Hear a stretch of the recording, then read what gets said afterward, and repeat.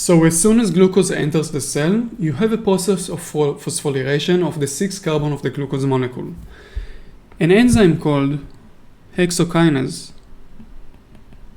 is going to use ATP, convert it to ADP, and allow us to take the phosphate group and attach it to the glucose itself on the 6 carbon. This is why it is called hexo for the 6, and kinase because enzyme which is a kinase has a phosphorylation ability. Now we do it because we have a couple of reasons.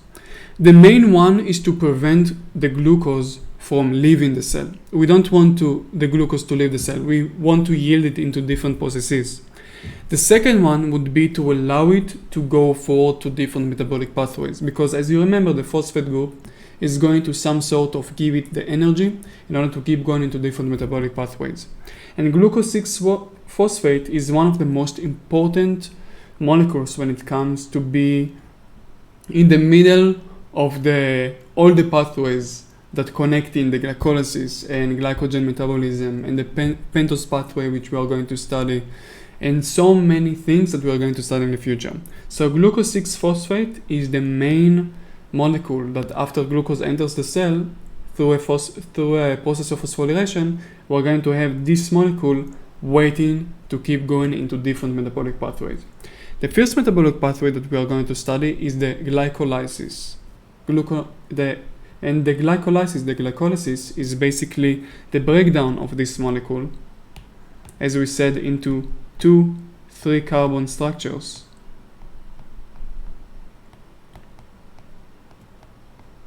called pyruvate in order to provide the energy to the cell. And in the next videos, we are going to study step by step the process of glycolysis. In the next video, I'm going to give you and show you what happens exactly to glucose 6-phosphate through the different steps of glycolysis. I'm going to say from now that hexokinase is an important enzyme to remember for the admission exams. However, the other enzymes that we are going to study that come in the middle of the metabolic pathway of glycolysis are not very high yield to study and to memorize actually. You need to memorize the name hexokinase because hexokinase comes a lot in many different metabolic pathways. But when it comes to the actual enzymes and structures you have inside the glycolysis and future metabolic pathways that we are going to study, it's not as high yield. I hope this video made sense, and I will see you next time.